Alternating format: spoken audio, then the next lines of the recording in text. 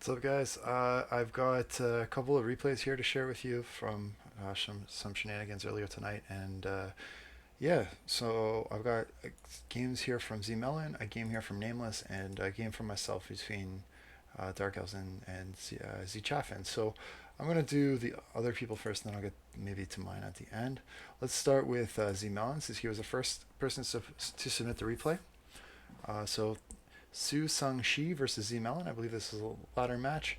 ZeMelon's running a balanced build with a Life Caster and Lewin. A bit of a strange pick in my opinion. Usually with Lewin, I think you can cut the heals and just go with the Beast Caster. But if he wants to keep his Cav online, of course, the Earthblood's not a bad option. And in a pinch, if Lewin is stuck, let's pop a regrowth. I do think it is a little bit dangerous to have him unsupported in the air, especially against a very strong air faction like the High Elves. There's a good chance that he could just be straight up gooned right off the start from the air, especially because he didn't bring any anti-air shooting. So a bit of a lucky scenario there um, for ZeMelon. So we'll see how this goes. The Flamespire Phoenix, it looks like it's going to be used probably defensively here against Lewin. Of course, it can drop some bombs. It could soften up some of this frontline infantry, the men at arms, who have sketchy leadership at best. If you drop a couple bombs on them, they're only at what 30 armor, so they're going to take a lot of damage from that. They're pretty tight formation. It would do pretty well. The Flamespire, I mean, it can tear out Peasant Mom. It can definitely win, but it's not going to do a lot of damage against them. You see there on the charge, it killed maybe, what, I killed 4 units of peasants. Probably not worth the time. Honestly, the vigor loss from doing that is probably not even worth it. It's a duelist, and Flamespire would be, really its best target is a Lifecaster or Lewin.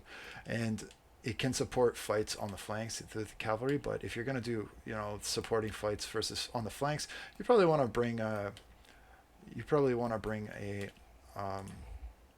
Frostheart. Whereas if you're going to go with the Flamespire, you're going to look to pick fights with individual entities. So their role is a little bit different. So I just want to comment here on the frontline engagement. So a really nice lockup by ZeMelon on the Spear Infantry. The High Elves probably don't want to take that engagement, although the White Lions should do well here, but generally ZeMelon, once he's able to lock up the front line, that's what opens up opportunities for Bretonnia. And you can see here there's a unit of cav that's already positioning here on the flanks, and it's ready to hit pretty hard. Now where the High Elves, there's something that should be responding to that right now. It doesn't look like that's the case. The Reavers could certainly go over there. But if I'm the High Elf player and I see there's Cav on my flank, what I'm going to start doing is I'm going to square up my spears to put up basically create a triangle here. You want to set up a triangle so that it makes it harder for this Cav unit to get in the rear charge. Because then instead of hitting right here, right, then to get a rear charge, it's got to go all the way around here and then like into the back of the triangle, which would be very hard to do. It's going to take a lot longer. It's going to buy you time to do other things. So if you do take a frontline engagement, my suggestion is square up your corner. Give yourself a defensive pivot, like those old medieval forts. Give yourself a triangle here, like a pizza defense, instead of going straight along the line. Okay, I rambled on that. So over here we have 2 units of Dragon Princes. We've got a unit of Phoenix Guard and a unit of Valyrian Reavers fronted by spears. So what about the defensive positioning from ZeMelon? So these Dragon Princes can come through here. ZeMelon's got Knights of the Realm, Knights of the Realm, Knights of the Realm. So very well positioned to respond to that defensively, because those are all anti-large cav. Individually, they'll probably lose versus the Dragon Princes, but it's going to be a cost-effective trade. So that's really nice stuff from ZeMelon. He also has Lewin Kerr nearby, who can support in that fight against the Ilariel, Noble Dragon Prince. Yeah, I mean, I don't know. If you're High Elf, this is your damage, so you gotta be finding a way to use this right now. Granted, the men at arms, it looks like they're here. The spearmen are losing,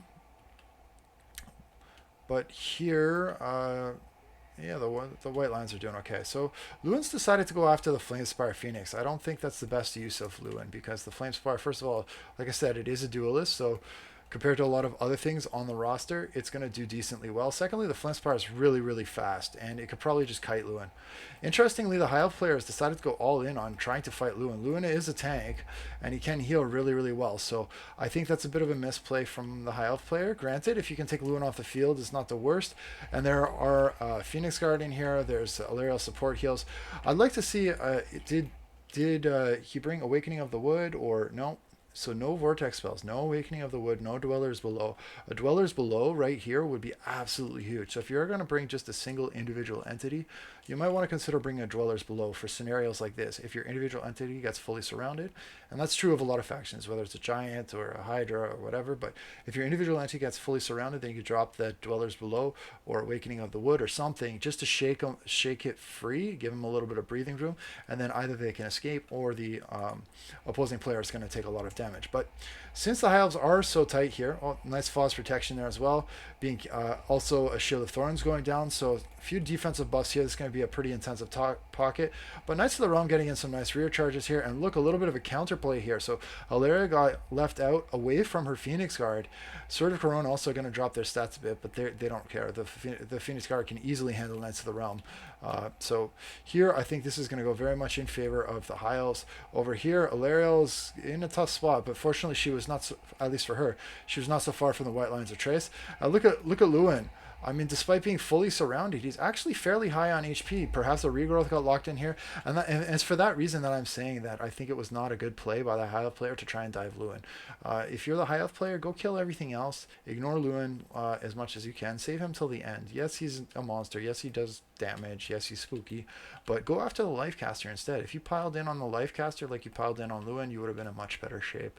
I know it's easier said than done because, of course, she was sitting there on the back line, but there's a lot of resources there that got commit to fighting against Lewin, and because of that, Bretonnia's actually won the front line with their men-at-arms. The only thing that was doing well was the White Lions. Now we're seeing a Faw's protection from Alariel.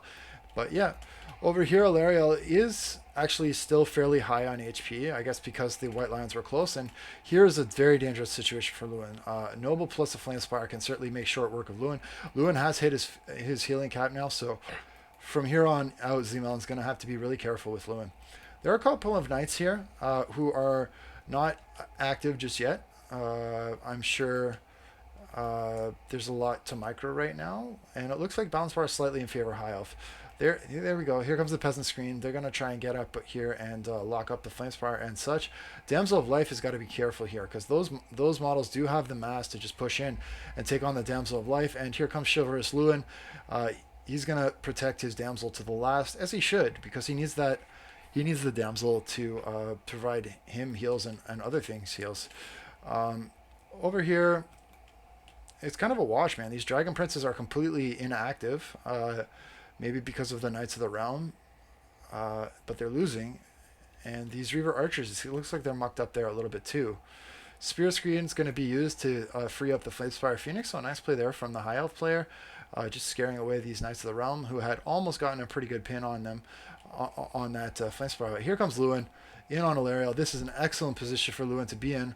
On the other hand, the Noble is in position to take out the Damsel, but because the Damsel is on foot, the Noble is going to do a whole bunch of stupid attack animations, run around her, do a little circle, come back, and I mean, he's just wasting so much time. I wish they would change that. I hate those attack animations because for the High Elf player, that's a missed opportunity. He had a Noble on a Damsel and he couldn't finish it because the Noble was too busy prancing around in circles, and that drives me crazy. Anyway, White Lions of Trace are getting pounded by Lewin and co, and Alariel's got to be really, really careful here. I mean, the only reason she's alive right now is because of the Star of Corone, but her Noble is over here being unchivalrous, unlike how Lewin was chivalrous for his life cast. This Noble has not protected his lady, and because of that, he's about to lose his lady.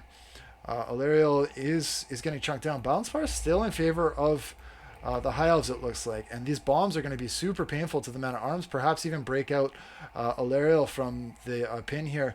It does have the mass to maybe clear a little bit of a space here, but Alariel's routing.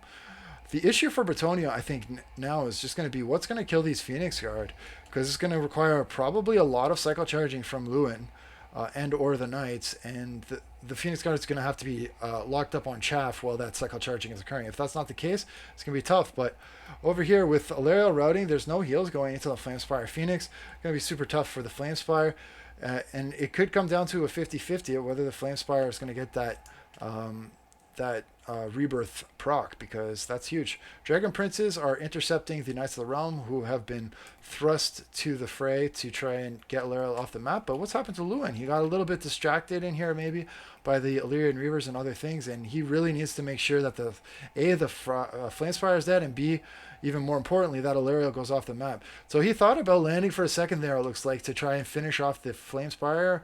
Probably could have tagged it with the charge bonus, but of course there were Drag Princes there as well. And I think he's opted just to fly overhead of Illyrio. I don't think he should. I don't think he needs to dive here. I think he just needs to fly above her and let the Terror do the work. Okay, he's decided to dive. I think that's a mistake. She was on her way off the board anyways, but maybe it worked out for him. But he's gonna perhaps take some unnecessary damage. Well, he killed the Flamespire, no rebirth, so not the worst. And he can probably break these Dragon Princes. If the Dragon Princes go, then he's free to break. He'll probably tear out everything. So yeah, it worked out okay. It could have maybe not gone his way. Balance bar is still even, maybe still edging slightly in favor of the High Elves. And I think the reason for that again is just the Phoenix Guard. Phoenix Guard plus Noble is no joke. No Foot Squires on the Bretonnian roster, so that would be the supposed counter to the Phoenix Guard. Of course, there's no Trebuchets either, which would also be a supposed counter to the Phoenix Guard. So if you're going against Bretonia, you think they're going to go light on Trebs or other things, yeah, consider bringing Phoenix Guard. Rear charge, Knights of the Realm, it's a Spearman. I think they should probably break them with that charge bonus, and there they go. And now it's just Lewin trying to, I guess, save the damsel. Well, the damsel doesn't. She was thinking about charging that noble, and then she changed her mind. I think the noble is probably gonna get his other girl, not Valerio, but the other girl he was going after. Lewin's gonna charge into these Reavers, break them with and the Dragon Princess probably too with the Terror. I don't think they're gonna stick around, especially if the noble's not nearby. Reavers are gonna muck up this damsel, but how is she still alive? This is absolutely crazy. So I think the spears are finally going to screen and tar pit the damsel, and there she should probably go. If it were me, I would put the Bretonnian Phoenix Guard onto the damsel. I don't think the Phoenix Guard have the speed to catch Lewin or any of these other things. So what can you catch? You can catch the damsel, you can catch the infantry, go after that instead. Don't waste time and vigor chasing stuff around the map that you're not going to catch anyways. ZeMelon's a good player. He's going to move it out of the way. So let's fast forward a little bit here. What's going on? So Noble is losing sight of his man here. Noble has to shadow Luan Kerr wherever he goes. And because they're wildly outnumbered, they need to just pack it in and play tight. You got Spears and Noble and Phoenix Guard. So basically what you need to do is have the Phoenix Guard and Spears hold the line. You got to do like a really tight formation.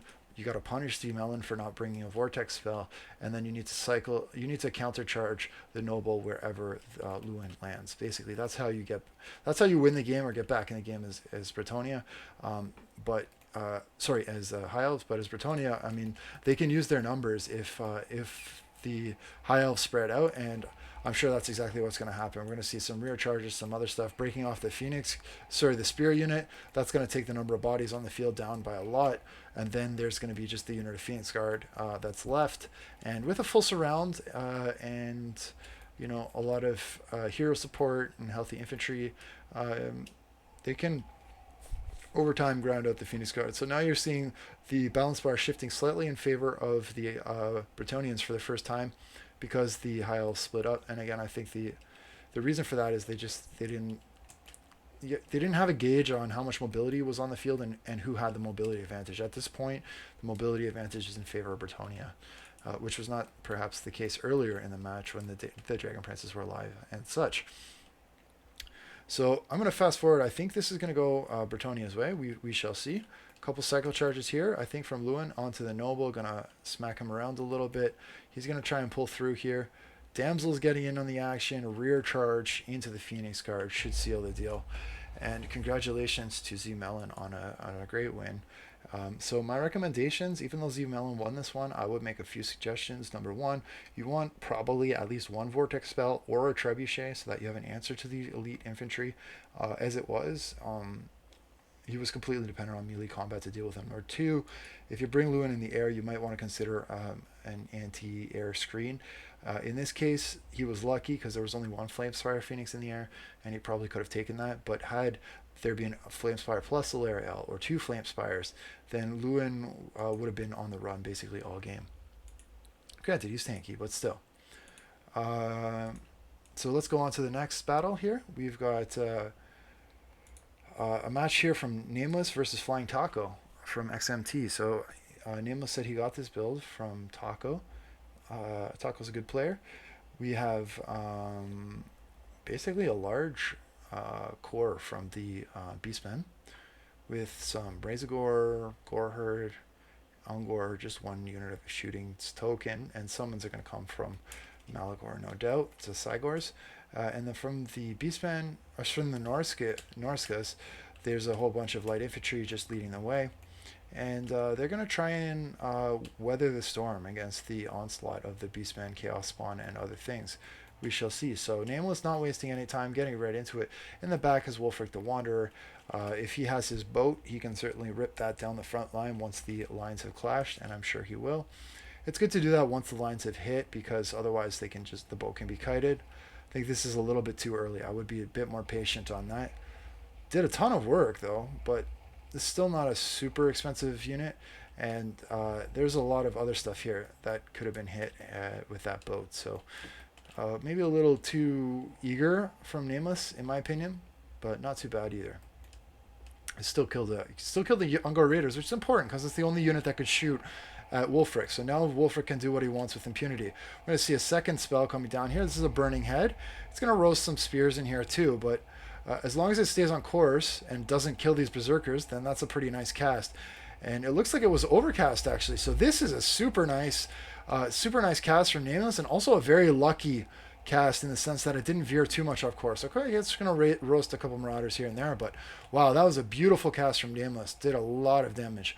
Now we've got the main fight going on between the Chaos Spawn and the Skin Wolves and other things, but with the infantry basically burnt away, that means that the monstrous infantry of Flying Taco is going to take a lot more damage than it otherwise would have been taking. So nice stuff there out of Wolfric, certainly showing the ability to kill Chaff with the combo of him plus the Shaman Sorcerer. So Wolfric's going to go in here and try and lock it up with his boys.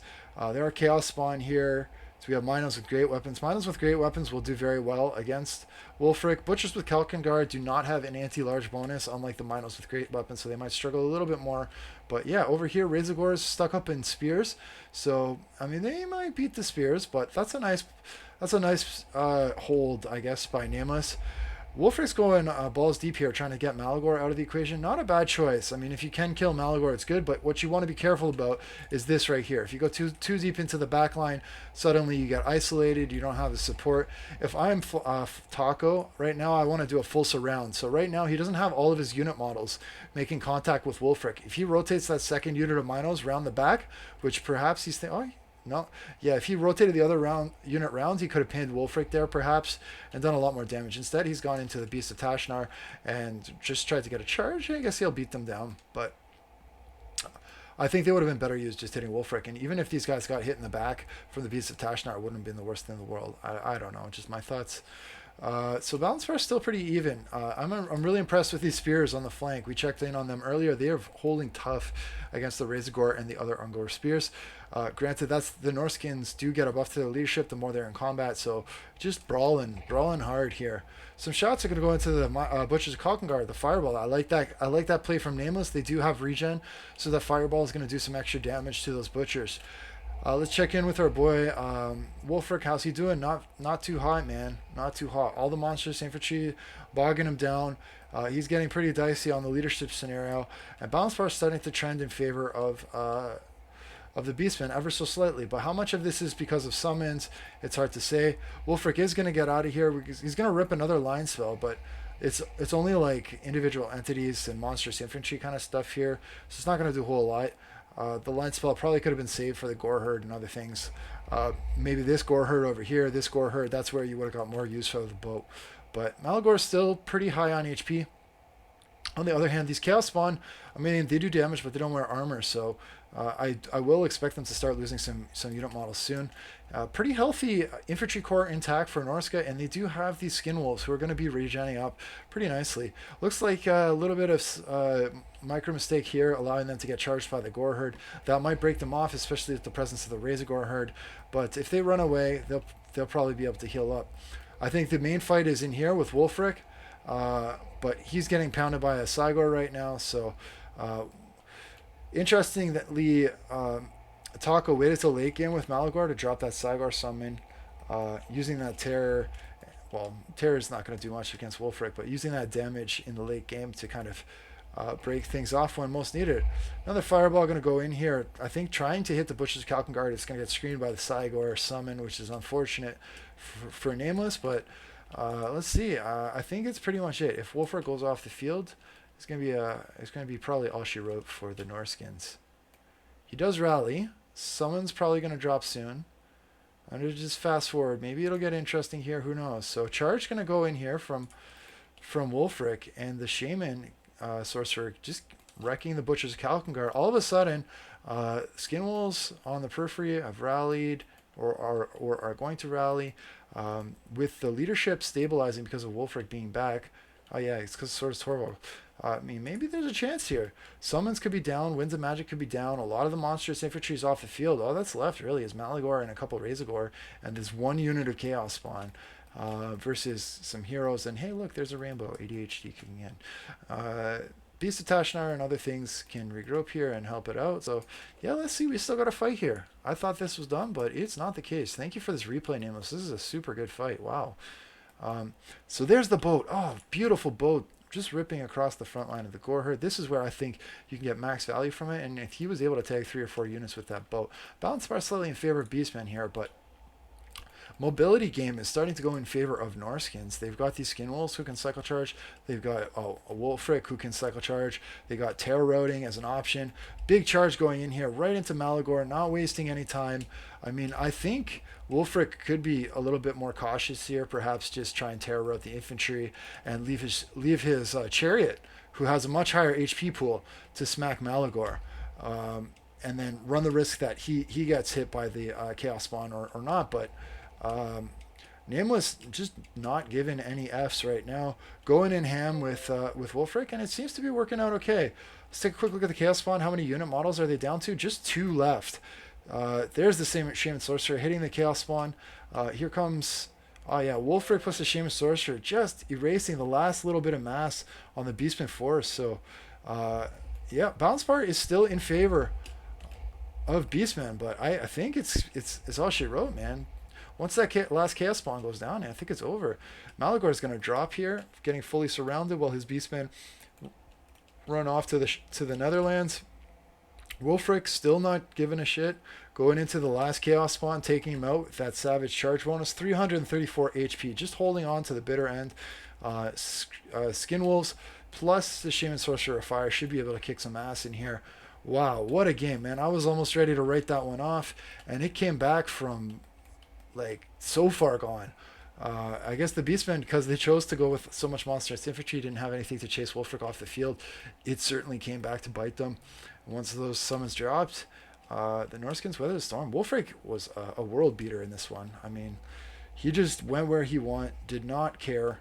And I mean, the nice thing about bringing Wolfric in this matchup is, well, you don't know, but almost certainly, well, against Beastmen, yeah, almost all of their lords are on foot. So, and many of the most competitive lords are on foot. So bringing him on the big War Mammoth, bonus versus infantry, Hunter of Champions, that's a nice pick against Beastmen, I think.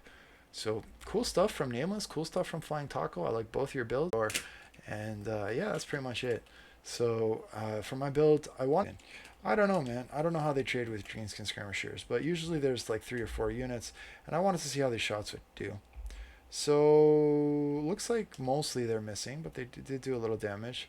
I was debating if it's worth shooting the Arachnarok Spider. I know these Medusas don't do super well against individual entities, so I was like, yeah, maybe I'll save their ammunition for actual infantry, like the Savage Orcs and the Black Orcs. I think I would get more value out of them there. I have other tools to deal with the Arachnarok, such as the Manticore summon, such as the more Manticore summon from the Sorcerer's Beast, and spears. Yeah, I don't have a lot to deal with it, Arachnarok, I'm not going to lie. I brought Lokir Felhar on foot just as a joke, because I know he's not competitive, but he's a fun pick.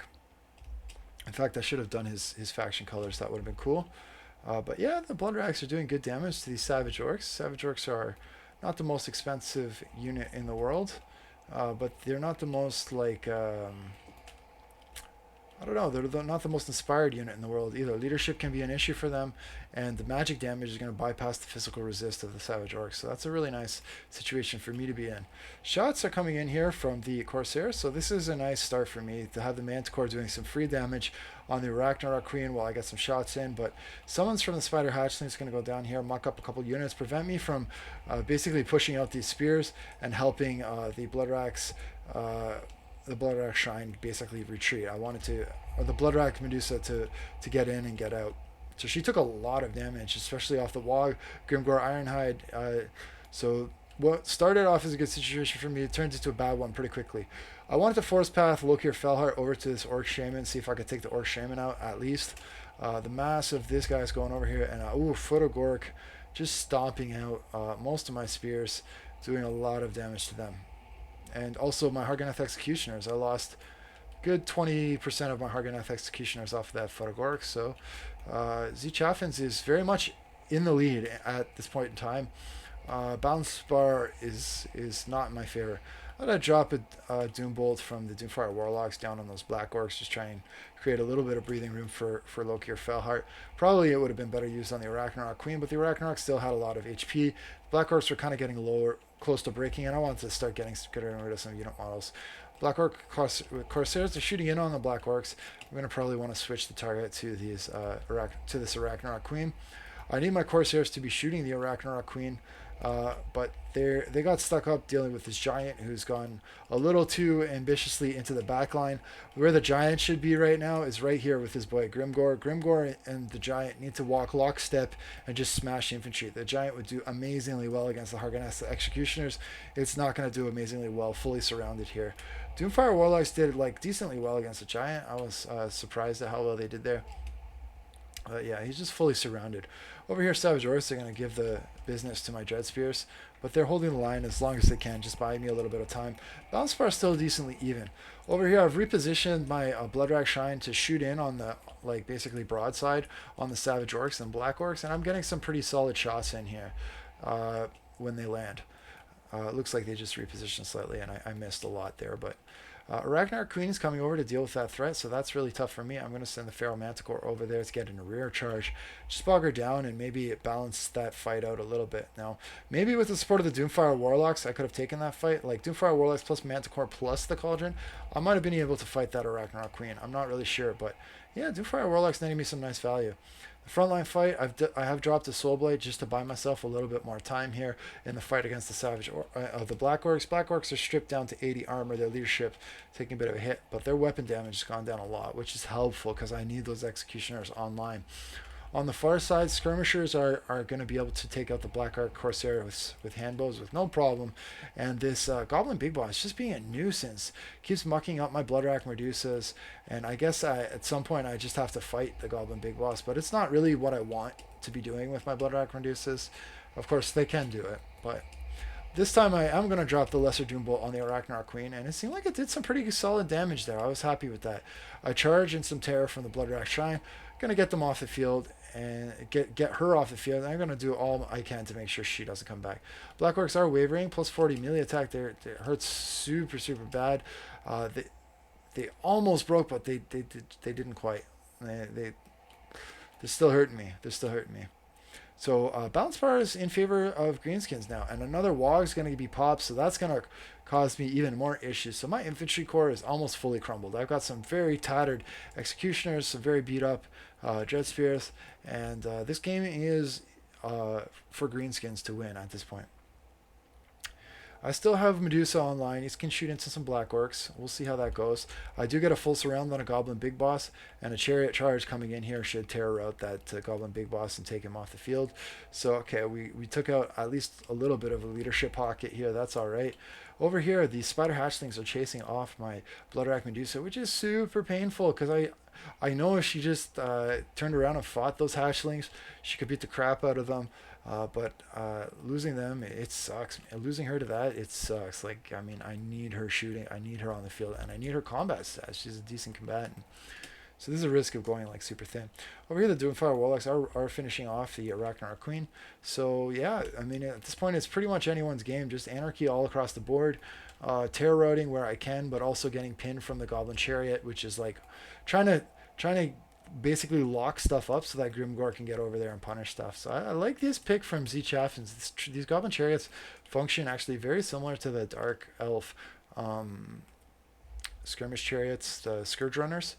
They're like a cheaper version. If you bring them in aggregate, three of them, it's enough to like, it's enough damage that you can't like fully ignore it. Like if it's just one, you can be like, yeah, whatever, that's cute. But if it's three of them, you're like, okay, that's an issue. I gotta like deal with it. I can't just take shots to the face for that long.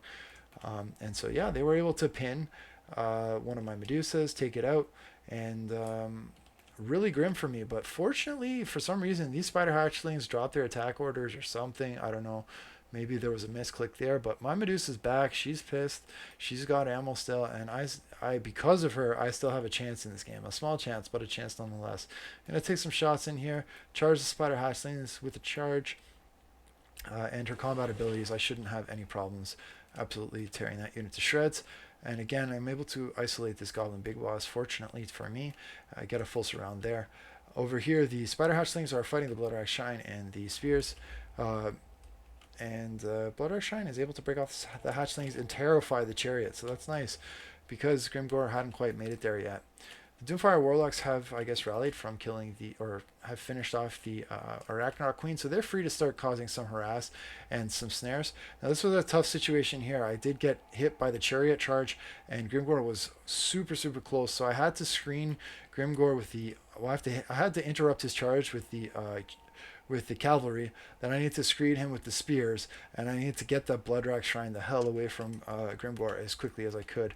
So now, because some of the infantry is like pretty tattered, I have got the mobility advantage with the Doomfire Warlocks, and I was able to screen Grimgor with the spears. I feel like I've got a shooting chance here, or like a fighting chance. The Bloodrack Medusa is coming back from the side, and I've got the 2 units of Corsairs to the left. I'm going to fast forward just a little bit here because I think you can sort of see where things are going. So the magic damage of these Doomfire Warlocks is fantastic against things like Savage Orcs because Savage Orcs rely on physical resist. They can out-trade, I guess, Spider Hatchlings and other things. I don't have the speed, unfortunately, to catch this Goblin Chariot, but I can countercharge it if the Chariot tries to pin my Bloodrack Shrine, which is pretty much all I needed. So a little charge going in there on the side. I think he did want to try and pin me with the Goblin Wolf Chariot, but I went, haha, gotcha.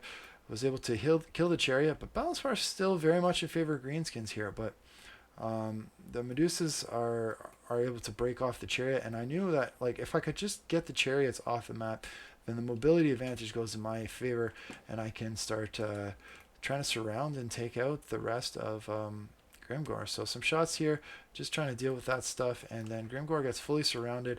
We'll play it right to the end here. So Grimgor holding on to the very last, foe seeking, just kicking the crap out of everything. Everything's wavering. Crosshairs are wavering. Doomfire Warlocks are wavering. But in the end, Grimgor, he just can't handle it, and that's all he wrote. So fun game, Chaffins. I had a blast playing that one. I got to try out some units I don't normally bring. You got to try out some campaign units that I'm sure you don't usually bring. So it was just a good time all around. Take care, guys. Bye.